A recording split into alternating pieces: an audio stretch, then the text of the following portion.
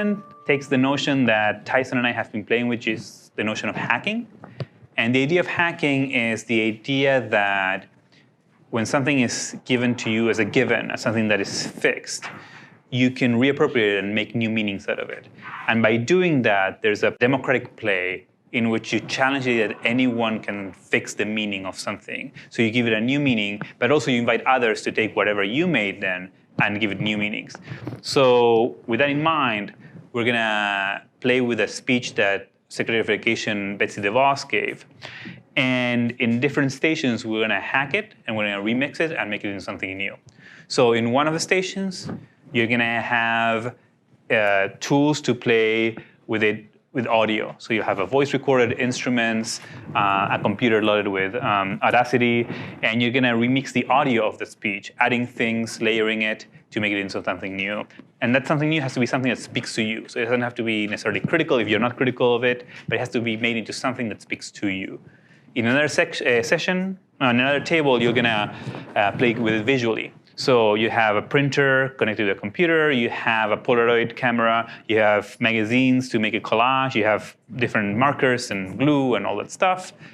And then in the third station, you're gonna play with it textually. So you have a transcript of a speech by DeVos, and you're gonna be able to cut it and paste it and make it into something new, a new kind of text. It can be two-dimensional, three-dimensional, using all the tools at your disposal. So we need you to engage, to be loud, and to never stop fighting for what we believe. We need you to call, write, email, speak, chat, every politician who thinks the status quo is okay, and that they know better than you when it comes to funding our education. Together we can make American education great again. The next generation deserves no less. We need you to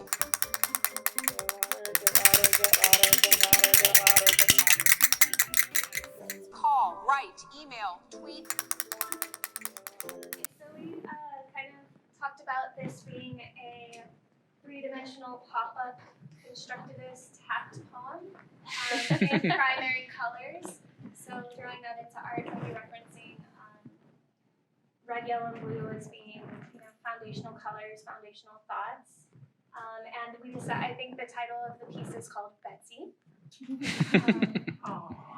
We could look at the colors and think about maybe a reference to a minimalist approach. The purposiveness of this three-dimensional labeling devices exists in contrast to the failure of purposiveness in the speech itself. But there are a lot of connections to what are perceived as being successes, but that are actually failures. So you have an element of deception in what's being communicated, what the reality is. Cool. He saw things actually fell apart. So on the group that's working on the audio, what did you see? How did you read it? We don't have to listen to it again because everyone has listened to it. But what? It speaks for itself. No, okay.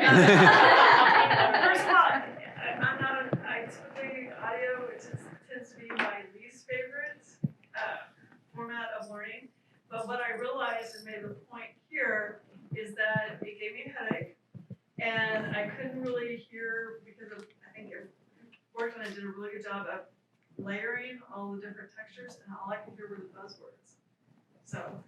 So I want to say something, just bringing something back that I said at the beginning, which is that part of this is that the product doesn't matter as much as the idea that once you start this, so once you challenge the idea that Betsy DeVos mean one thing, what she says, what it means, and that because she's a Secretary of Education, then everyone else has to follow through, is that you can reappropriate that and make it into a different meaning. But that's also relinquishing because you're also, the moment you start that, you're relinquishing the right to claim propriety over.